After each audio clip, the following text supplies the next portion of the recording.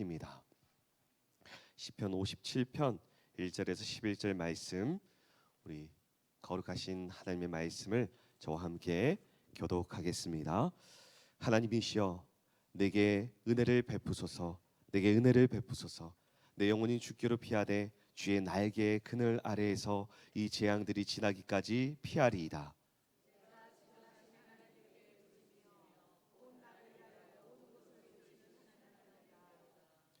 그가 하늘에서 보내사 나를 삼키려는 자의 비방에서 나를 구원하실지라. 하나님이 그의 인자와 진리를 보내시리로다.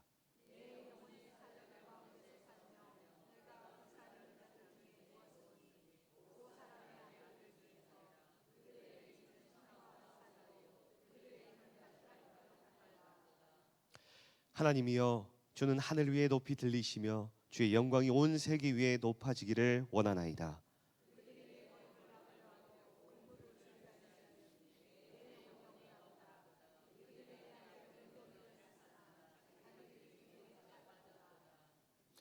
하나님이여, 내 마음이 확정되었고 내 마음이 확정되었사오니 내가 노래하고 내가 찬송하리이다.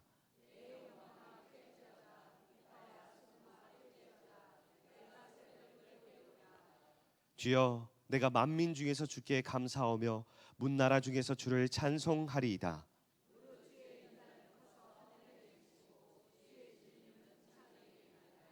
함께 읽겠습니다. 하나님이여, 주는 하늘 위에 높이 들리시며 주의 영광이 온 세계 위에 높아지기를 원하나이다. 아멘. 이 말씀은 살아계신 하나님의 말씀입니다. 아멘. 할렐루야. 오늘도 이 자리에 나오신 우리 성도님들, 오늘 주신 말씀, 특별히 주님의 그 날개 아래 거하는 그런 하루, 또 하루하루를, 하루의 은혜를 살아가시기를 간절히 축복합니다. 아멘. 오늘 우리는 다윗의 고백을 통해 지난주에 이어서 지금 우리들에게 필요한 신앙 고백을 계속해서 나누어 보고자 합니다. 다들 아시다시피 이 다윗이란 사람, 원래는 한낱 목동에 불과했던 사람입니다. 물론 일에 귀천이 없습니다마는 당시 사람들이 인식하기에는 이 정말 별볼이 없는, 마치 영화나 드라마에서 행인 일 같은 그런 보잘것없는 사람이었습니다. 그런데 이것도 아시다시피 그랬던 다윗이 하나님 앞에 놀랍게 크게 쓰임을 받죠. 위대하게 쓰임을 받았습니다. 그리고 그 이유는 오늘 본문인 이 시편 말씀을 보면 그 이유를 우리가 분명히 알 수 있게 되어집니다. 다윗은 왕이 되기 전에 하루 이틀은커녕 몇 달이나 1, 2년도 아니고 무려 10년 동안이나 사울 왕으로부터 갖은 고난과 죽음의 위협을 당해야만 했습니다. 오늘 본문인 이 시편 57편은 다윗의 시예요. 사울 왕에게 쫓겨다닐 때 그냥 쫓겨다니는 정도가 아니라 그렇게도 쫓겨다닐 때 숨고 숨어서 어두컴컴한 굴 속에서 지은 시입니다. 아마도 아둘람 굴이나 엔게디 굴에 피신해 있을 때라고 유추가 되어집니다. 그래서 이 시는 다윗의 삶 가운데 큰 슬픔을 탄식하며 지은 시입니다. 그래서 이 시를 비탄의 시라고 부릅니다. 그런데 이 시는 쫓겨다니면서 슬픈 마음으로 탄식한 시이긴 하지만 놀랍게도 그저 슬픔과 좌절에만 머물러 있지 않고 어떠한 마음을 고백하고 있는 시입니다. 그것도 마음을 확고하게 정하고 있습니다. 그렇습니다. 다윗은 도무지 찬양할 수 없는 그 상황 속에서, 그것도 아직 아무것도 이루어지지 않은 그 상황 속에서도, 아니 어쩌면 아무것도 이루어지지 않을 것 같은 그런 캄캄한 상황 속에서도 절망이 아닌 확고한 마음을 정하고 결단을 하고 있습니다. 그러기에 이 시는 모든 비탄의 시 가운데서도 가장 귀하게 여겨지는 그런 시이기도 합니다. 다윗은 지금 이 본문에서의 이 현재 상황이 그의 인생에 있어서 가장 혹독한 시련이, 그야말로 너무나 이 고달픈 그런 때를 맞이하고 있습니다. 그가 당시 당하던 상황은 다음과 같은 것들이었습니다. 첫째는 그를 향해서 많은 사람들의 비방과 비난의 소리가 끊이지를 않고 있었다는 겁니다. 오늘 보면 3절 상반절을 한번 같이 봐볼까요? 그가 하늘에서 보내사 나를 삼키려는 자의 비방에서 나를 구원하실지라. 이때 당시에 사울 왕에게 아첨하던 그런 사람들이 굉장히 많았습니다. 그리고 그들은 다윗에 대해 무고한 말로 모함을 하고 비방을 일삼던 그런 상황입니다.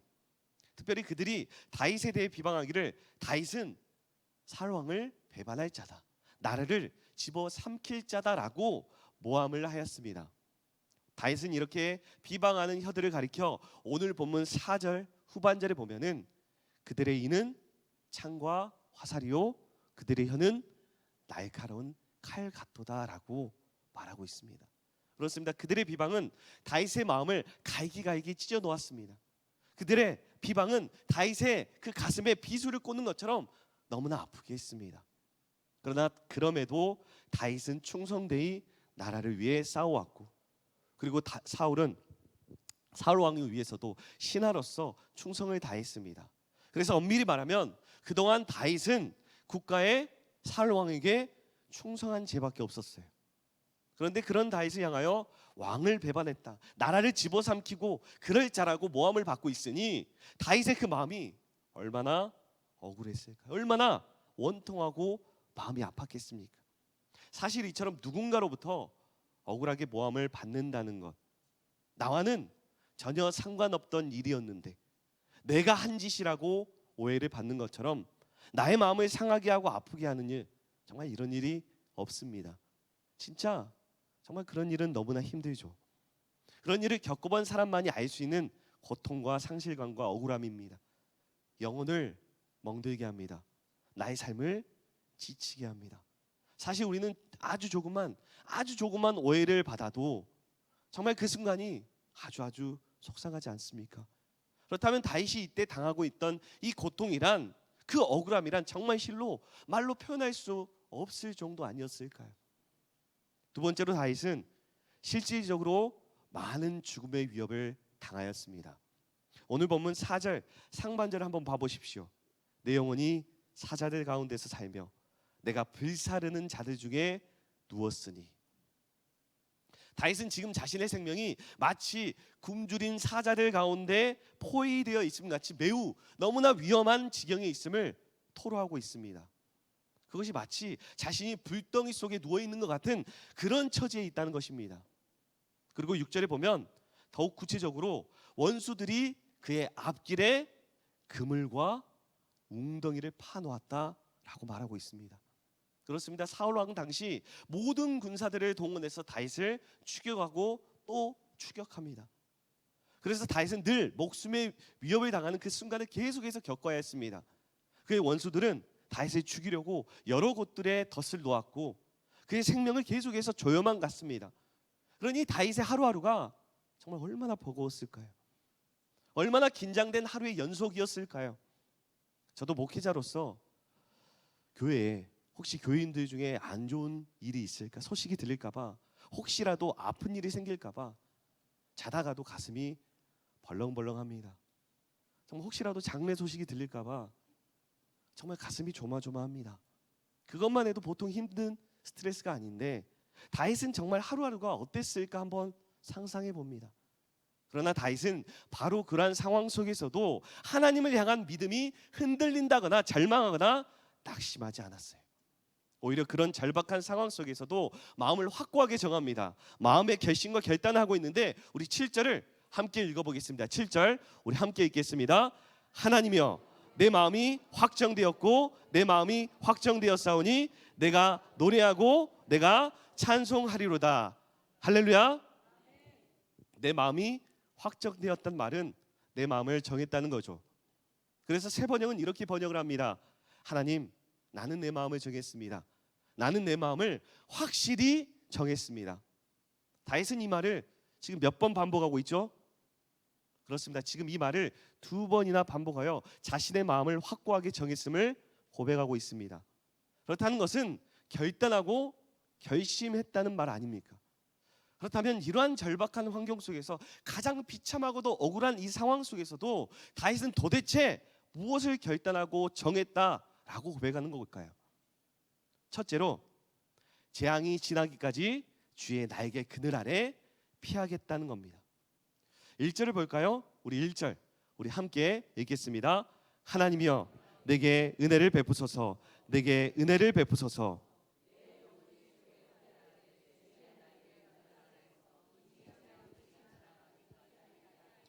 아멘. 그렇습니다. 다윗은 지금 절체절명의 상황 속에서도 탄식보다 오히려 하나님을 바라보겠다라고 선포하고 있습니다. 여러분, 이 얼마나 아름다운 믿음의 고백입니까? 나에게 은혜를 베풀어 달라고, 나를 불쌍히 여겨달라고 합니다. 그리고 이 어려움이 지나갈 때까지 나는 주님의 그 나에게 그늘 아래 피하겠다는 거예요. 세상으로 피하겠다는 것도 아니고, 사람에게 피하겠다는 것도 아니고, 어디 동굴 속으로 들어가겠다는 것도 아니고, 주의 나에게 그늘 아래 피하겠다는 겁니다. 연세가 좀 있는 분들은 기억하실 겁니다. 옛날 농촌에는 암탉이 알을 품어서 새끼 병아리들을 집에서 부화를 했죠.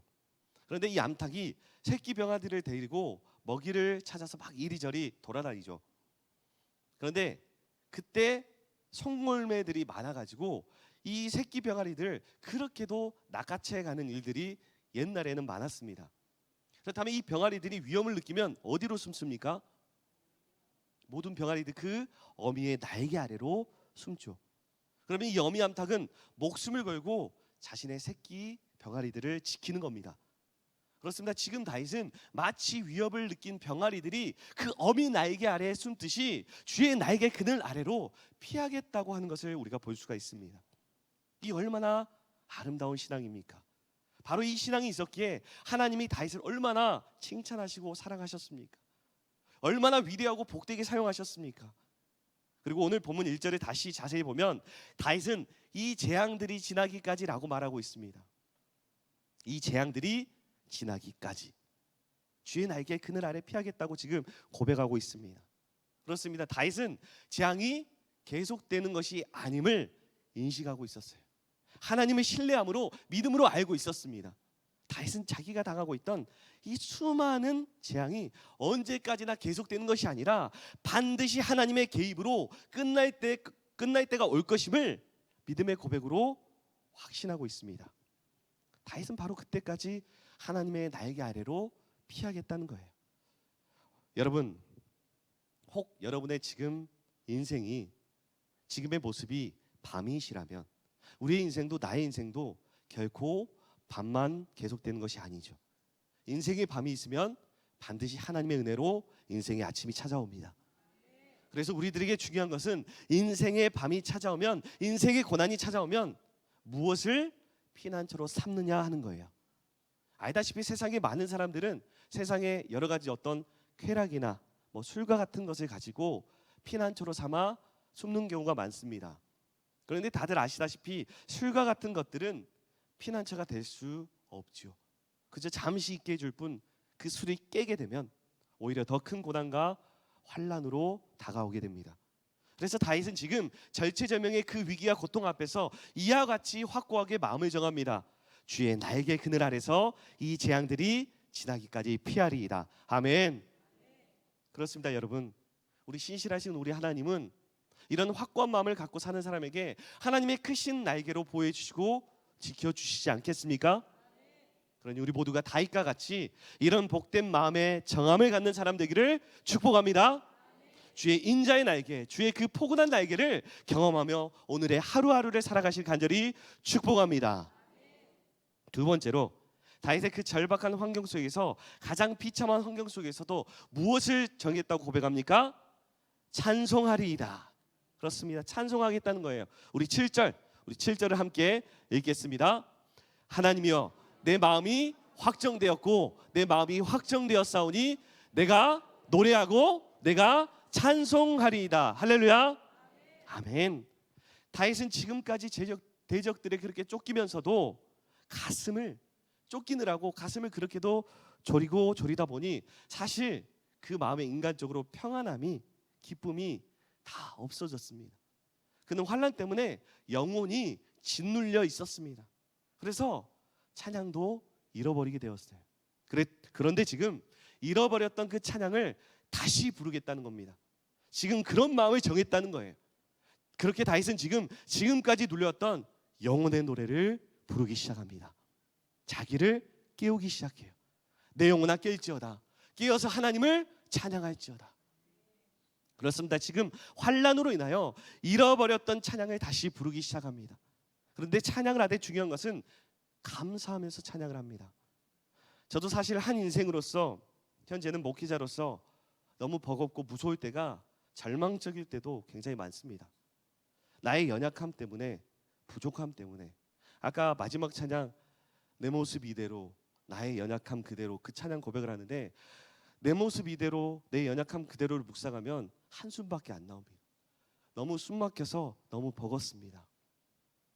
제가 지난주에 성찬 분병 분자인데 특송을 했을 때도 난 지극히 작은 자, 죄인 중에 괴수, 이 바울의 고백을 하는데, 보통 난 지극히 작은 자, 죄인 중에 괴수 하면서 나는 지극히 작은 자입니다, 죄인 중에 괴수입니다, 이 고백이 점진적으로 이어지는 고백인데, 저는 계속 여기서 머물더라고요.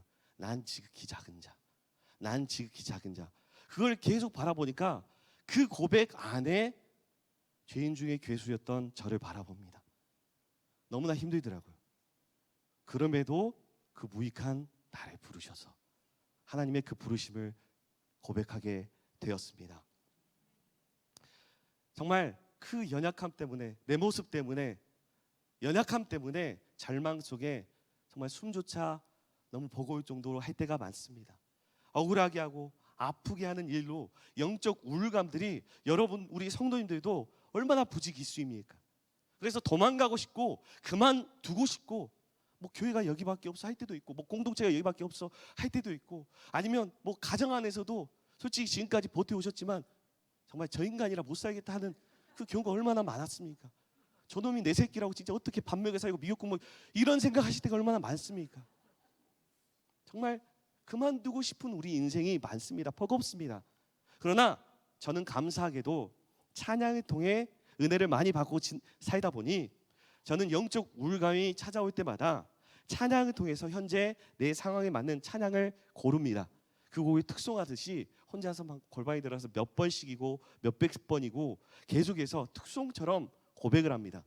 마음이 내키지 않더라도 계속 그 찬양을 몰입하고 또 집중하고 또 묵상을 해봅니다. 그러다 보면 어느 순간 하나님의 만지심을 경험합니다. 그래서 그때 하나님의 만지심 마음을 느낍니다. 그러다 보면 놀랍게 그냥 해결이 돼 있어요. 그냥 다 되어 있습니다. 사실 이 풀림이, 그 평안이 말로, 이론으로 어떻게 설명할 수가 없습니다. 그저 한순간 녹아지고 되어지죠. 하나님의 이러한 터치를 경험하신 분들이라면 다들 잘 아시지 않습니까? 그러면 우리 함께 그러한 마음, 그런 경험을 다시 한번 가지고 다윗의 이 고백, 오늘 보면 8절에서 11절, 우리 한번 그런 마음으로 함께 읽어보겠습니다. 8절부터 시작. 내 영광아 깰지어다, 비파야 수금아 깰지어다, 내가 새벽을 깨우리로다. 주여, 내가 만민 중에서 주께 감사하며 문나라 중에서 주를 찬송하리이다. 무릇 주의 인자는 커서 하늘에 미치고 주의 진리는 궁창에 이르나이다. 하나님이여, 주는 하늘 위에 높이 들리시며 주의 영광이 온 세계 위에 높아지기를 원하나이다. 아멘. 세 번째로, 다윗의 그 절박한 환경 속에서, 가장 비참한 환경 속에서 무엇을 정했다고 고백합니까? 새벽을 깨우리라. 그렇습니다. 새벽을 깨우겠다는 겁니다. 오늘 보면 7절에서 다윗은 내 마음이 확정되고 확정되었사오니라고 고백을 했습니다. 그리고 이어서 방금 우리가 읽었던 8절에서는 이어서 내 영광아 깰지어다라고, 내 영혼이 깰지어다라고 선포하고 있습니다. 그렇습니다. 지금 다윗은 자신의 잠든 영혼을 향하여 깨어나라 라고 선포합니다. 비파야 수금아 깰지어다. 비파와 수금을 향하여서도 깨어나라라고 명령합니다. 여러분, 이게 무슨 뜻일까요? 다들 아시다시피 다윗은 악기를 굉장히 잘 다루는 그런 음악가였습니다. 그가 수금을 연주할 때 사울 왕에게 붙어있던 악신이 도망갈 정도였습니다.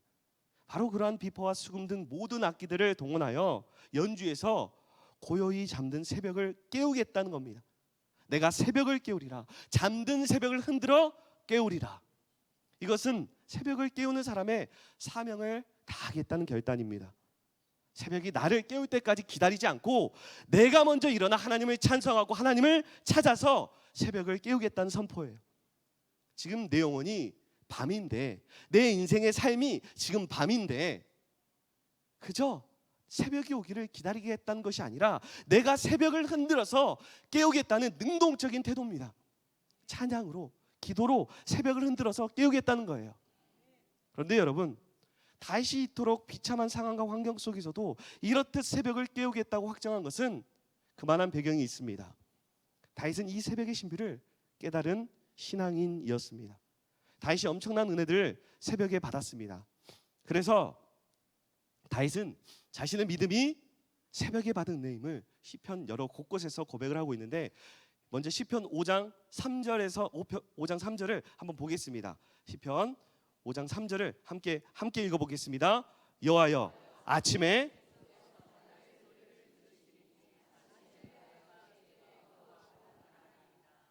아침에 내가 주의 소리를 듣겠습니다. 주님을 바랍니다. 기도하겠습니다. 이어서 시편 119편 147절에서 148절 함께 읽겠습니다. 내가 날이 밝기 전에 부르짖으며 주의 말씀을 바라싸우며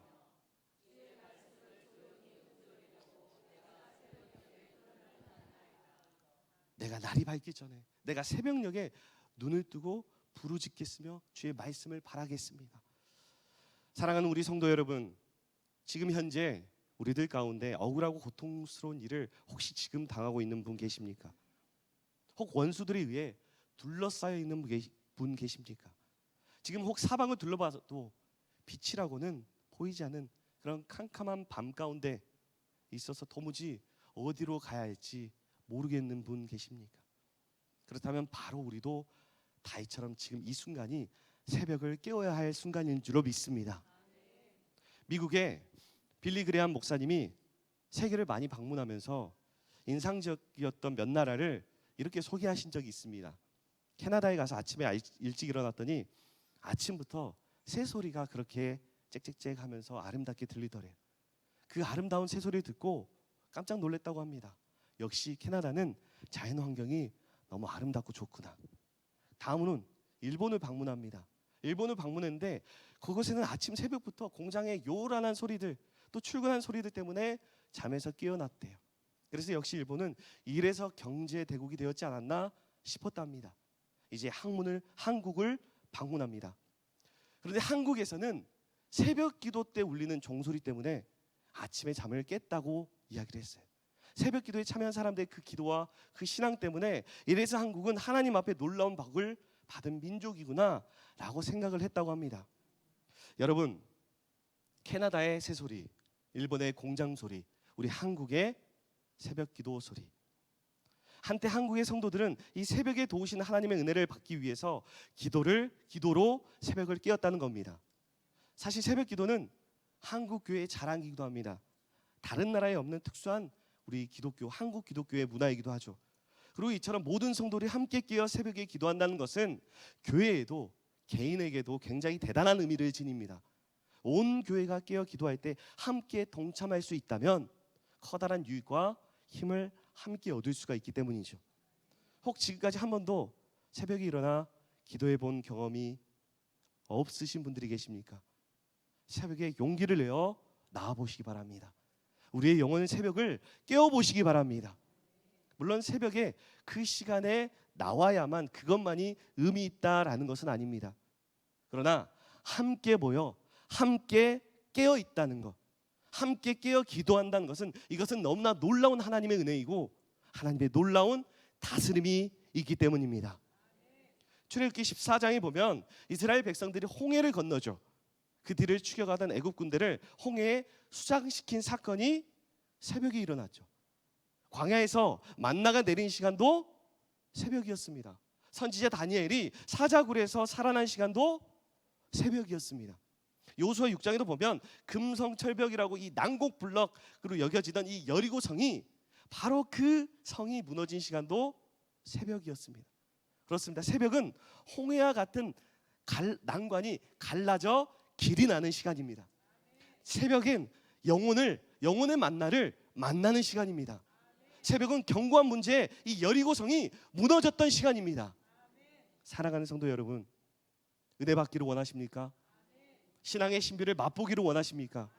얽히고 설키 실타래 같은 문제들을 풀어내는 신비를 깨닫기를 원하십니까? 닫혀있던 인생의 문들 열려지기를 원하십니까? 기적을 체험하시길 원하십니까? 새벽을 깨우시기 바랍니다. 새벽 5시라는 시간적인 새벽이 꼭 아니더라도 항상 언제 어느 곳에든 우리의 영혼을, 그 영혼의 새벽을 깨우도록 깨우치기 항상 분투하시기 바랍니다. 그러면 반드시 우리들의, 여러분들의 인생에 그 밤이 지나가고 새벽이 깨어나게 될 것입니다. 말씀을 정리하겠습니다. 우리는 언제나 밤이 찾아오곤 합니다. 그래서 오늘 우리는 이 절박한 상황경 속에서도 오히려 확고하게 마음을 정했던 이 다윗의 신앙의 고백을 통해, 이 결단을 통해 우리의 또한 인생의 밤일 때마다 이러한 신앙의 결단들이 있기를 소망합니다. 첫 번째가 무엇이었습니까? 재앙이 지나기까지 주의 날개 아래 피하리이다. 두 번째가 무엇입니까? 세 번째가 무엇입니까? 아멘. 바로 이것이 지금 우리들에게 필요한 신앙 고백이요 결단인 줄로 믿습니다.